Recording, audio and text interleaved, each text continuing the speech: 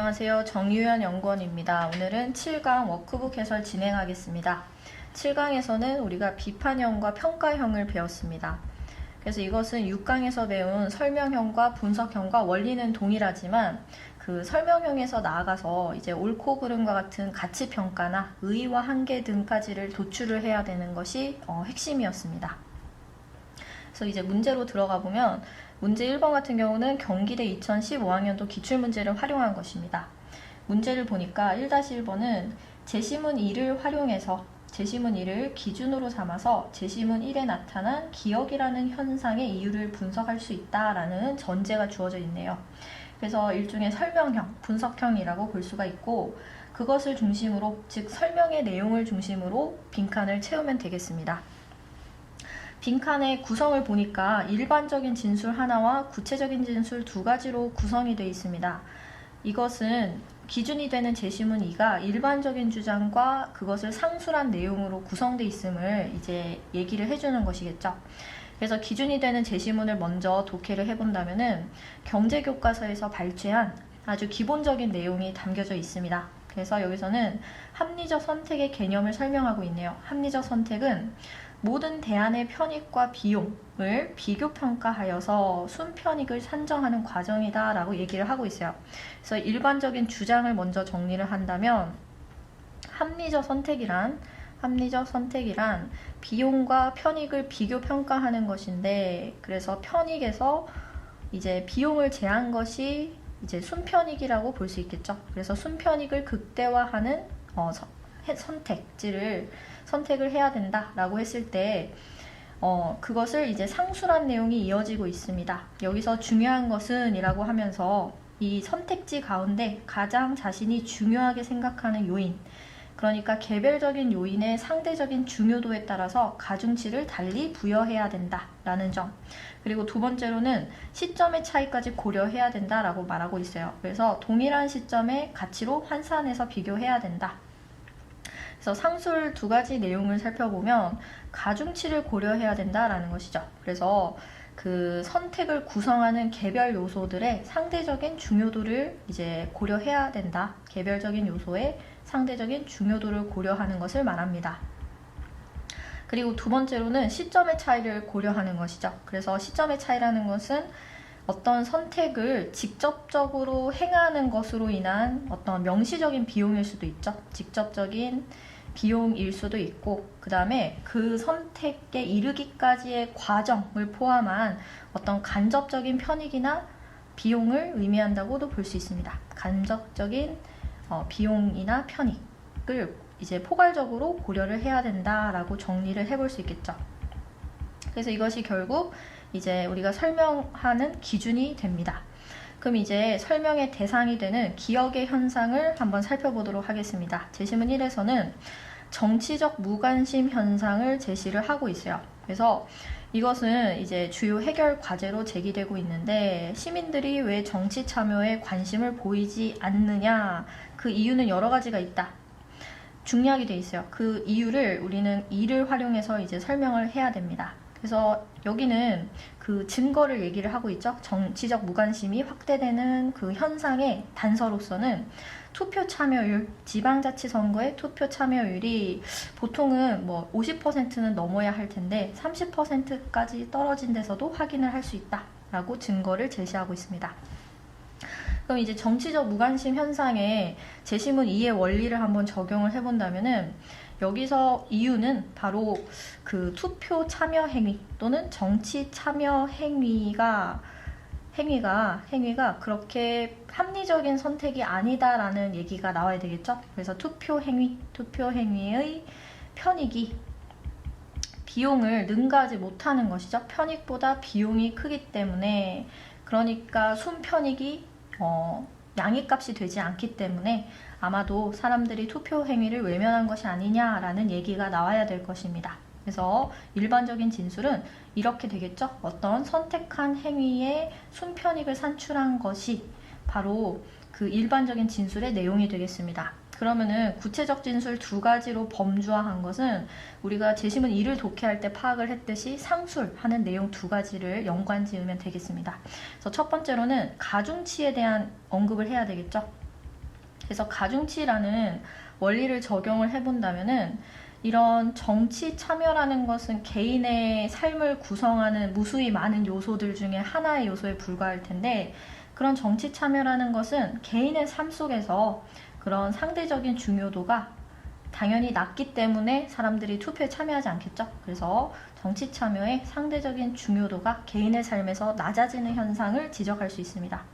그 다음에 이제 두 번째로는 시점의 차이를 고려해야 된다라고 얘기를 하고 있죠. 그래서 여기서 얘기할 수 있는 것은 우리가 투표를 참여한다라는 것은 투표장에 직접 가서 투표 행위를 하는데 들어가는 시간이나 비용뿐만 아니라, 즉 투표 행위의 직접적인 비용뿐만 아니라 그것을 투표에 참여하기까지의 과정도 주목을 해볼 수 있어요. 그러니까 뭐 후보자들의 공약을 살펴본다든지 이런 건 굉장히 까다로운 과정이죠. 그래서 간접적인 편익이나 비용까지를 고려해야 된다라는 맥락이 나와야 될 것입니다. 그래서 직접적인 편익과 비용, 그리고 간접적인 편익과 비용을 포괄적으로 고려했을 때 편익이 비용을 능가하지 못한다. 그러니까 순편익이 굉장히 낮다라는 내용 두 가지로 이제 빈칸을 채울 수 있겠습니다.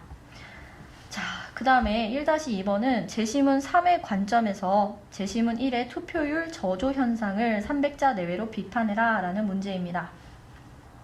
그래서 이제 300자다라고 하는 것은 50자 내외의 문장으로 구성한다면 4개의 문장에서 6개의 문장 정도로 이제 구성을 하면 되는데, 적어도 4개라는 것은 우리가 원리를 배웠죠. 대상, 지점, 기준, 내용에 대한 문장으로 구성을 하면은 이제 무난한 답안이 될 것입니다. 그럼 이제 기준이 되는 3제시문을 보도록 하겠습니다. 역시 교과서에서 발췌한 내용이죠. 그래서 논술 문제는 그 기준이 되는 제시문은 굉장히 교과서에 일반론이 자주 출제가 되고 있기 때문에 여러분들이 선택하는 사탐 교과와 매우 이제 친숙하다, 굉장히 연계도가 높다라고 볼 수가 있어요. 그래서 사탐 공부할 때 주요 개념들을 이제 명확하게 정리하고 이제 나가는 것이 되게 중요하겠죠. 그럼 이제 3에서는 그 공리주의 중에서도 벤담의 양적 공리주의에 대한 개념이 서술되어 있습니다. 그래서 벤담은 개인적 차원에서 개인은 고통이라고 하는 불행을 피하고 행복을 최대화하고자 하는 경향이 있고, 그것을 어떤 윤리의 옳고 그름의 기준으로 여기고 있죠. 그래서 개인적 차원에서의 그런 쾌락을 최대화하고 고통을 최소화하는 것을 이제 사회 전체의 관점으로 확대시키고 있어요. 사회 전체적으로도 사회 전체의 쾌락을 극대화하고 그 다음에 고통을 최소화하도록, 그러니까 최대 다수의 최대 행복을 도덕과 입법의 원리로 제시를 했다.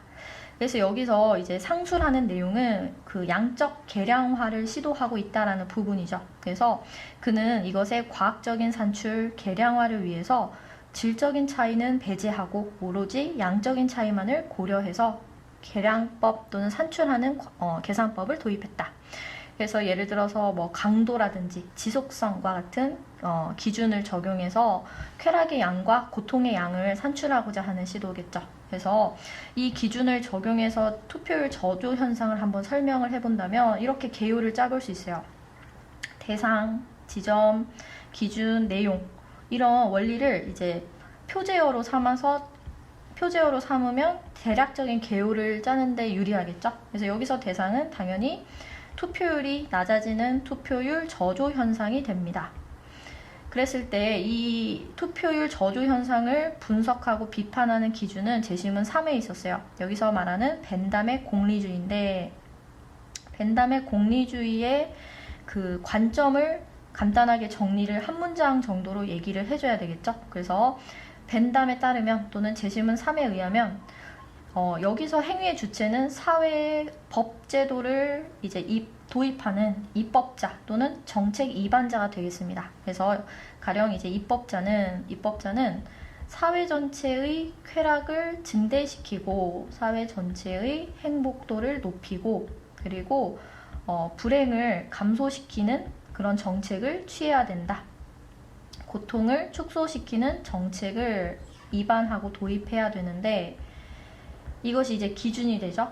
그 다음에 지점은 뭐겠습니까? 지점은 투표율이 낮은 현상으로 인한 부정적 결과를 얘기를 해야 되겠죠. 투표율이 낮은 저조한 상황에서는 그로부터 선출된 대표자들의 특성을 한번 생각을 해보면 되죠. 투표율이 낮다라는 것은 굉장히 투표에 참여한 소수 집단, 그러니까 편향된 집단의 이해관계만 대변한다라는 맥락이 나와야 되겠죠.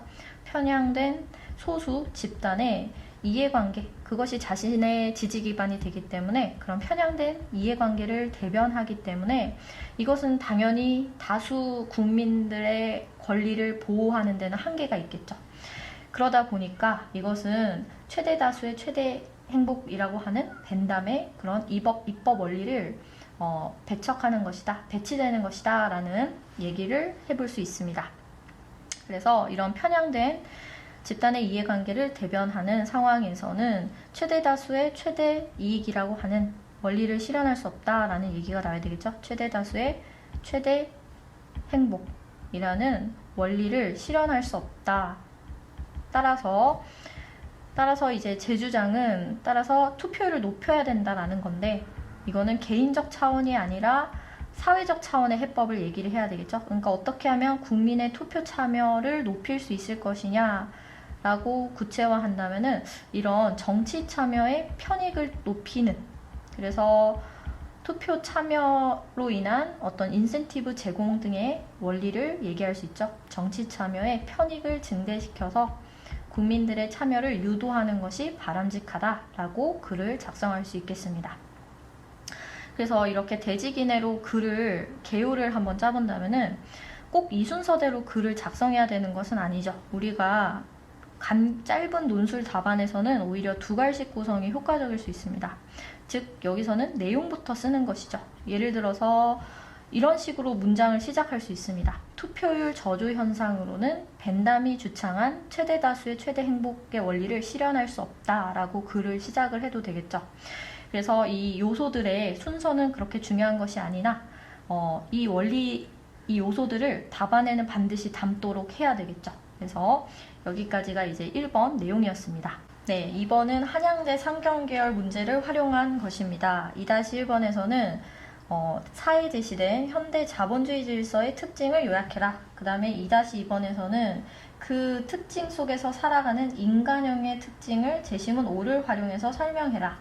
그 다음에 이제 마지막으로는 요약과 설명을 거쳐서 궁극적으로는 4와 5를 활용해서 6에 제시된 대중문화 현상, 먹방과 쿡방이라는 현상을 한번 비판하도록 해라 라는 문제로 구성되어 있습니다. 그럼 이제 먼저 기준이 되는 4 제시문을 요약을 하도록 하겠습니다. 요약의 그 초점은 현대 자본주의 사회 특징이 드러나도록 해야 되겠죠. 그러면은 4를 보시면 여기서는 현대 자본주의적 질서를 한마디로 뭐라고 표현할 수 있느냐? 바로 신자유주의적 질서라고 얘기할 수 있다. 그래서 그 피터 드러커의 선언이 일상에 침투했다, 일상화되었다 라는 것은 그렇게 중요한 내용은 아니고 핵심적인 내용은 그 다음 문장에 있습니다.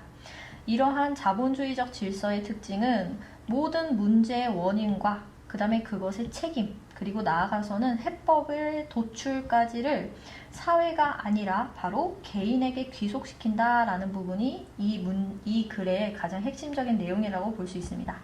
그래서 그것을 이제 부연 설명하고 있죠. 예를 들어서 라고 하면서 건강이라든지 교육이라든지 이런 모든 것들을 개인화하고 있어요. 개인의 역량 문제로 치부하고 있고 그 결과 공적 영역들이 민영화되는 경향이 드러나고 있다. 그래서 여기에서는 이제 미디어가 또 가담을 하고 있다라고 얘기를 하고 있고, 그런데 라고 하면서 문제 제기를 하고 있어요. 이런 이야기들은 되게 구조적인 문제에 속하는 것까지도 개인적인 문제로 돌린다, 환원시킨다 라는 것을 문제 제기하고 있습니다. 그래서 여기서 이 글의 핵심은 이 사회, 신자유주의적 사회의 특징이기 때문에 여기서 가장 핵심은 이 문장에 있었죠. 그래서 그것을 이제 정리를 하면 되겠습니다. 따라서 이 답안에 포함되어야 될 핵심어는 현대 자본주의적 질서라는 것은 신자유주의라고 얘기할 수 있다라는 거죠. 신자유주의 이념에 따르면 이것은 모든 문제, 통해서 발생하는 문제의 원인, 그리고 그것의 책임, 나아가서는 그것의 해법을 사회가 아니라 제도적인 개입의 필요성을 주창하는 것이 아니라 모든 문제를 개인에게 귀속시킨다 라고 얘기를 해줘야 되겠죠. 개인에게 귀속시킨다. 이렇게 한 문장 정도로 정리를 하면 되겠습니다. 그 다음에 이제 2-2번에서는 그러한 신자유주의 질서에서 살아가는 인간형의 특징을 5를 활용해서 설명해봐라. 그럼 기준이 되는 5 제시문을 독해해 보도록 하겠습니다. 제시문 5에서 첫 번째 문장에서는 우리의 과거사, 우리의 행동들 중에서 병리적 행동으로 재구성할 수 없는 것은 아무것도 없다. 달리 말하면 모든 개인의 행동은 병리적인 문제로 환원된다라는 거죠. 이거는 다 병리적인 문제로 해석할 수 있다. 그래서 마치 신자유주의에서 모든 문제의 원인을 개인에게 귀속시킨다라는 맥락에서 이해해 볼 수 있는데, 심지어는 근면 성실과 같은 친사회적인 행동들도 병리적인 행동으로 재해석할 수 있다. 예를 들어서 근면이라는 덕목은 사회적으로 봤을 땐 굉장히 훌륭한 덕목이지만 개인의 과거사와 접목시킨다면 이것은 일종의 강박으로 해석될 수 있다. 그래서 노동자이건 부유층이건 계급, 계층에 상관없이 과거의 상처, 개인사의 상처로 인한 정신적인 고통으로부터 자유로운 사람은 없다. 그래서 이런 개인적인 정신적인 고통을 개인의 병리적인 현상으로 볼 수 있다는 거죠. 개인의 병리적인 현상이다. 그러니까 뭐 사회 구조적인 문제가 아니라 개인적 문제로 지금 환원시키고 있어요. 그래서 이것은 이런 모든 문제, 과거의 개인사에 있었던 정신적 고통을 이제 민주화되고 있다. 정신적 고통이 민주화되고 있고, 그 다음에 계급을 불문해서 보편화되고 있고, 개인화되고 있다. 그래서 그 결과 이런 정신적인 고통이나 강박을 해소하기 위한 대응으로서 사회나 구조적인 해법이 모색되는 것이 아니라 단순히 감정산업이 확장되었다. 감정산업이 확장되는 결과가 나타났다. 이것은 이제 개인적인 해법을 모색하는 것의 그런 반작용이라고 볼 수 있겠죠. 그래서 그것이 번창하고 확대가 되었다. 그래서 다시 문제로 돌아가 보면, 그럼 이제 인간형의 특징이 뭐냐라고 했을 때는 신자유주의적인 질서 속에서 살아가는 현대인들의 모든 행동을 병리적인 문제로 해석을 해야 되겠죠. 병리적인 차원으로 이제 접근을 할 수 있다라고 본다면, 개인사에서 비롯된 이런 정신적 고통은 어떤 가정폭력 때문일 수도 있고, 아니면 사회 구조적인 실업 문제 때문일 수도 있는데, 그런 정신적인 고통을 개인의 병리적인 문제로 환원시킨다라는 거죠. 개인적인 병리 현상으로 환원시킨다. 그것이 바로 이 인간형의 특징이라고 볼 수가 있어요. 그러니까 모든 문제가 다 개인적인 병리 현상으로 해석된다라는 것이죠.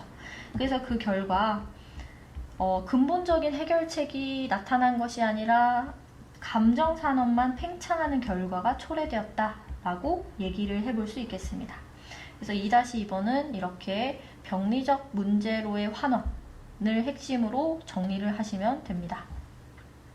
그 다음에 이제 제시문 4와 제시문 5, 그러니까 사회의 특징과 인간형의 특징을 모두 활용해서 이 대중문화 현상을 비판을 해볼 수 있습니다. 여기서 비판 대상은 분명하죠. 대중문화 현상 중에서도 여기서 이제 제시문 6을 보도록 하겠습니다. 제시문 6에서는 매체에서 가장 흔하게 접할 수 있는 것이 바로 먹방과 쿡방이다. 이것이 이제 보편적인 문화 트렌드로 자리 잡고 있는 현상을 이제 쭉 얘기를 하고 있어요. 이렇게 그래서 이제 여기서는 마지막 부분을 보시면은 이런 먹방과 쿡방을 통해서 우리가 얻게 되는 효과에 대해서 얘기를 하고 있어요. 고단하고 분주하게 내몰리는 삶 속에서 일정한 위안도 없고, 그 다음에 이제 공감대를 형성할 수 있게 된다. 그래서 불투명한 미래가 주는 불안감을 이제 좀 해소하는 수단이 된다라고 얘기를 하고 있어요. 계층이나 사회적인 지위 불문하고 보편화된 현상이다 라고 얘기를 하고 있습니다. 그럼 이제 비판 지점을 얘기를 할 수 있죠. 여러 가지 대중문화 현상이 있겠지만 여기서는 먹방과 쿡방이라고 하는 최근에 그런 문화 트렌드를 통해서 개인들이 이제 대중들이 위안을 얻고 공감대를 형성하고 있는 현상을 구체적으로 이제 비판을 해볼 것입니다. 그 비판 기준은 우리가 앞에서 정리한 현대 신자유주의적 질서 속에서 살아가는 인간형의 특징을 적용해서 얘기를 할 수 있죠. 그러면은 이제 구체적인 내용은 이 먹방과 쿡방이라는 현상은 이제 보편화된 현상이다라는 맥락에서 어떤 얘기를 해볼 수 있느냐? 바로 감정산업, 즉 신자유주의적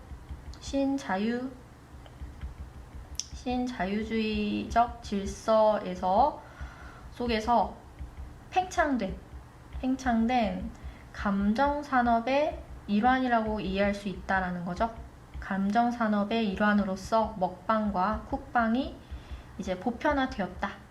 그래서 먹방과 쿡방이 감정산업이라는 것은 재심은 5와 6을 이제 연결짓는 연결고리가 되겠습니다. 그 다음에 이제 두 번째로는 먹방, 쿡방은 이러한 감정산업이기 때문에 개인적인 차원으로 환원시키는 것의 한계를 얘기를 해야 되겠죠. 그래서 감정적인 고통, 개인의 감정적인 고통은 여러 가지 구조적인 요인도 있고 사회적인 요인도 있을 텐데 그것을 무시하고 간과하고 오로지 개인적 차원의 해법만 모색한다라는 것의 한계를 지적을 해야 되겠습니다. 그래서 이제 답안을 작성한다면 이런 구조적인 문제를 외면하고 그로 인한 정신적인 고통을 단순히 개인적인 차원에서 일시적으로 해소하는 수단에 불과하다라는 얘기를 해야 되겠죠. 정신적인 고통을 개인 수준에서 해소하는 것이다. 이거는 굉장히 일시적인 해법에 불과하고 문제의 근원적인 해결책이 되지 못한다라는 의미가 담겨 있어야 되겠습니다. 네, 3번은 동국대 문제를 활용한 것입니다. 문제를 보시면 3-1번에서는 재심은 8에서 리프킨의 어떤 명제를 얘기를 하고 있어요. 그 명제의 의미를 파악해서 재심은 7에 프리드먼의 주장을 비판해라. 그 다음에 3-2번에서는 디귿 또는 리을이 의미와 상통하는 단어를 7에서 찾아서 답해라. 두 개의 문제로 구성되어 있습니다. 그럼 이제 기준이 되는 재심은 8부터 독해를 해보도록 하겠습니다. 8에서 리프킨의 주장이 나와 있어요. 그래서 이 주장을 간결하게 이제 기준으로 요약을 하면 되겠죠. 문제를 보시면 두 번째 문장에서는 두 번째 문단에서 이제 자연과 문화의 유사성에 대해서 얘기를 하고 있어요. 자연과 문화는 어떤 점에서 유사성을 갖고 있느냐? 바로 자연과 마찬가지로 문화도 과잉 개발하면 고갈된다. 따라서 문화 다양성은 생물 다양성과 같은 것으로 취급해야 된다. 그래서 인간 경험의 풍부한 문화 다양성을 이런 상업적인 논리로 개발하고 재생산 방안을 마련하지 않는다면 그 문화 생산의 원료가 되는 저수지를 잃게 되는 것이다 라고 얘기를 하고 있습니다. 정리를 하자면 이 문화 다양성, 저수지와 같은 인간 경험의 저수지와 같은 문화 다양성을 과잉 개발할 경우 어떤 결과가 초래되느냐? 여기서는 고갈된다 라고 했는데 고갈은 달리 말하면 생산과 창조의 원천을 없애는 것이다 라고 얘기를 하고 있어요. 생산과 창조의 원천이 되는 저수지와 같은 것을 소멸시키는 것이다 라고 정리를 해볼 수 있습니다. 그래서 이것이 바로 명제의 의미겠죠. 문화적 다양성은 이런 창조의 원천과도 같은 것이다 라고 이해를 할 수 있습니다. 그래서 이제 예술의 위기의 다음 문단 이어서 보면 같은 맥락에서 세계화, 자유무역의 보편화, 신자유주의의 흐름에서 예술은 어떤 위기에 처해 있느냐? 바로 상품화되는 위기에 처해 있다. 그래서 경제 논리에 의한 문화의 통제는 획일화를 가져와서 창조성 기회를 박탈하며 그 다음에 개인의 기본권까지 위협한다 라고 주장을 하고 있습니다. 결국 이런 문제의 원인은 세계화 또는 신자유주의적 흐름이라고 정리를 해볼 수 있습니다. 세계화 또는 어떤 경제 논리라고 볼 수 있겠죠.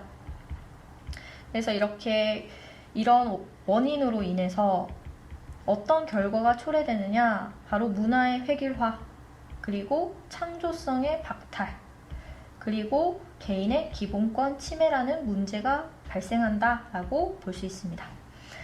그래서 이제 기준이 파악이 됐으면 대상과 지점을 설정해야 되겠죠. 여기서 대상은 프리드먼의 주장이 대상이 됩니다. 비판 대상이 되는데, 글을 보면 이제 쟁점이 무엇이냐? 바로 세계화의 결과 인류의 삶이 향상될 것이냐라는 쟁점에 대한 프리드먼의 답변은 그렇다. 긍정적인 답변이었죠. 프리드먼은 이제 최고급 승용차 렉서스라고 이제 상징이 되는데, 그런 렉서스와 올리브 나무를 상징어로 활용해서 자신의 주장을 표명하고 있어요.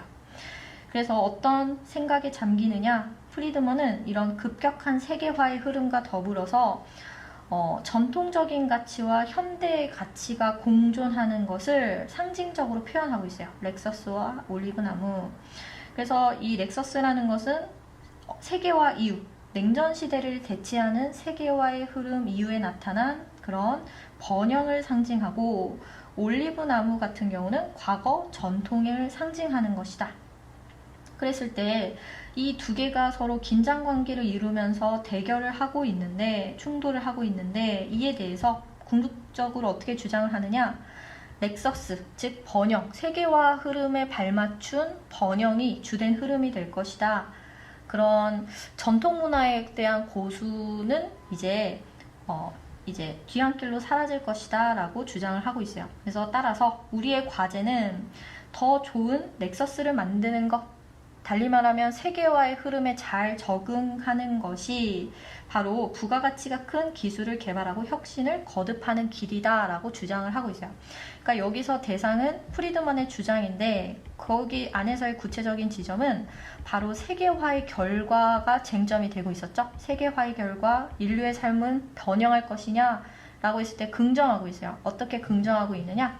세계화의 흐름에 잘 적응하면 부가가치가 큰, 생산성이 높은, 부가가치가 큰 기술 개발을 통해서 혁신적인 성과를 이룰 수 있을 것이다 라는 지점을 이제 비판을 한다면, 아까 정리한 기준을 적용을 해야 되겠죠. 여기서도 세계화의 결과에 대해서 얘기를 하고 있어요. 그래서 비판을 하기 위해서는 우리가 먼저 관점을 비교를 해야 된다라고 배웠죠. 그래서 그 공통적인 연결고리는 바로 세계화의 결과에 대해서 부정적으로 전망하느냐, 긍정적으로 전망하느냐에 대해서 이제 리프킨 같은 경우는 세계화의 결과, 이것은 문화 다양성의 과잉 개발로 이어지기 쉬우며 그것은 생산과 창조의 원천을 소멸시킨다. 따라서 이러한 기준을 적용했을 때 도출되는 내용은 세계화라는 경제 논리에 치우쳐서 문화적인 다양성을 과잉 개발할 경우, 그것은 부가가치가 큰 기술 개발이 이제 나타나는 것이 아니라 오히려 그런 부가가치가 큰 생산과 창조의 원천을 자체를 고갈시키는 것이다. 그래서 이 주장과 그 세계화와 결과의 연결고리를 비판할 수 있겠죠. 그래서 이런 기술 개발의 원천이 되는 것을 저수지와 같은 그런 원천을 고갈시키는 것이다 라는 맥락을 넣으면 되겠습니다. 그 다음에 이제 3-2번에서는 디귿 또는 리을이라는 것은, 디귿은 무엇이었느냐? 문화적인 다양성이었고, 리을은 인간 경험의 풍부한 넓은 저수지. 그러니까 그것은 앞에서 이제 얘기하는 것에서 렉서스와 올리브나무에서는 그런 개인이 속한 지역 고유의 문화라고 볼 수 있겠죠. 지역적인 문화라고도 볼 수 있고, 그 다음에 이제 그런 문화적인 경험의 토대가 되는 전통 문화라고 볼 수 있습니다. 따라서 이제 같은 의미가 상통하는 단어는 렉서스와 올리브나무라는 상징적인 단어 중에서도 올리브나무가 되겠죠.